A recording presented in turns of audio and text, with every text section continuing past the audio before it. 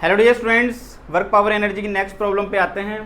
एक रिंग है, ये रिंग है जिसका मास है 10 kg और ये एक स्प्रिंग के साथ में कनेक्टेड है। स्प्रिंग के लिए स्प्रिंग कांस्टेंट की वैल्यू अपने को गिवन है 400 न्यूटन पर मीटर और ये स्प्रिंग है वो हॉरिजॉन्टल के साथ में 37 डिग्री एंगल बना रही है।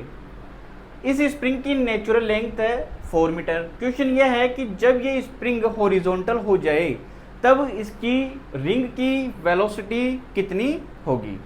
तो आप देख सकते हैं कि ये हॉरिजॉन्टल डिस्टेंस है कितनी, 4 मीटर।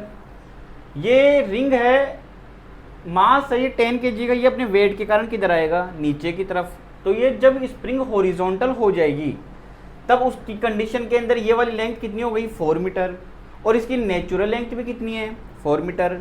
इसका मीन्स जब हॉरिजॉन्टल होगी स्प्रिंग तब ये इसकी नेचुरल लेंथ में आ जाएगी। और इस समय ये यहाँ पे क्या हो रही है, स्ट्रेच हो रही है। तो ये कितनी स्ट्रेच हो रही है ये अपन निकाल सकते हैं। यहाँ से cos ऑफ 37 कितना होगा, बेस अपॉन हाइपोटेनियस। तो बेस तो कितना हुआ अपने पास में 4 और हाइपोटेनियस ये वाली वैल्यू, इसको कितना मान लेता हूँ मैं, x। तो 4/x। cos 37 की वैल्यू कितनी, 4/5। तो x की वैल्यू कितनी निकल के आई है यहाँ से, ये 5 मीटर।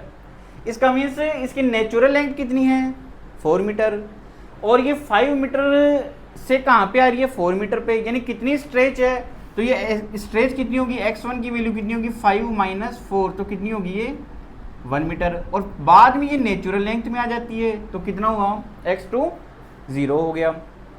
अब यहाँ पर जो वर्क डन है वो किस किस के कारण होगा, तो एक तो स्प्रिंग के कारण होगा और एक ये जो रिंग है वो नीचे की तरफ आ रही है तो एक ग्रेविटी के कारण वर्क डन होगा। तो यहाँ से टोटल वर्क डन कितना होगा, स्प्रिंग के कारण प्लस ग्रेविटी के कारण। तो स्प्रिंग के कारण तो वर्क डन कितना हुआ, तो अपने पास में फॉर्मूला होता है k/2 x1 square minus x2 square. तो स्प्रिंग के कारण वर्क डन अपने पास में निकल के आएगा, k की वैल्यू 400/2, x1 कितना है 1, x2 0। तो यहाँ पे स्प्रिंग के कारण वर्क डन अपने पास में निकल के आ गया 200 जूल। अब देखिए यहाँ से ग्रेविटी के कारण वर्क डन कितना होगा, तो फॉर्मूला होता है F cos ऑफ थीटा। तो ग्रेविटी के कारण कितना, mg नीचे की तरफ, डिस्प्लेसमेंट भी किधर हो रहा है, नीचे की तरफ हो रहा है। तो यहाँ पे ग्रेविटी के कारण कितना होगा, फोर्स तो कितना हुआ mg, डिस्प्लेसमेंट s, दोनों एक ही डायरेक्शन में। cos 0 की वैल्यू कितनी हुई 1। अब ये कितना डिस्प्लेस हुआ, तो ये स्प्रिंग यहाँ पे नेचुरल लेंथ में आ गई, हॉरिजॉन्टल हो गई। तो ये वाली डिस्टेंस, ये इसका क्या होगा, डिस्प्लेसमेंट। तो ये यहाँ से अपन निकाल सकते हैं साइन 37 से perpendicular upon hypotenuse, perpendicular s हो गया। हाइपोटेनियस अभी अपन ने निकाल लिया था, ये कितना आया था यहाँ से 5। तो साइन 37 की वैल्यू कितनी हुई यहाँ से 3/5, ये s अपॉन 5। तो s की वैल्यू कितनी निकल के आ गई, 3 मीटर हो गई यहाँ से। तो यहाँ से ग्रेविटी के कारण वर्क डन कितना होगा, m कितना है 10, g की वैल्यू 10, ये कितना हुआ 3। तो ये यहाँ से निकल के आ जाएगा अपने पास में 300 जूल।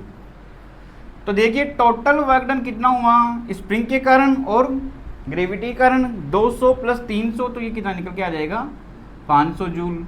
और total work done work energy theorem से किसके इक्वल होता है, चेंज इन काइनेटिक एनर्जी, जिसको क्या लिख सकता हूँ मैं, m/2 v² - u²। तो ये तो हुआ यहाँ से 500, m की वैल्यू कितनी है 10/2, ये v² हो गया और ये इनिशियल रेस्ट से स्टार्ट होता है, 0 हो गया यहाँ से। ये इससे 5 टाइम्स कैंसिल आउट, ये इससे 100 टाइम्स कैंसिल आउट। तब यहाँ पे इसकी वेलोसिटी कितनी निकल के आ जाएगी, 10 मीटर पर सेकंड।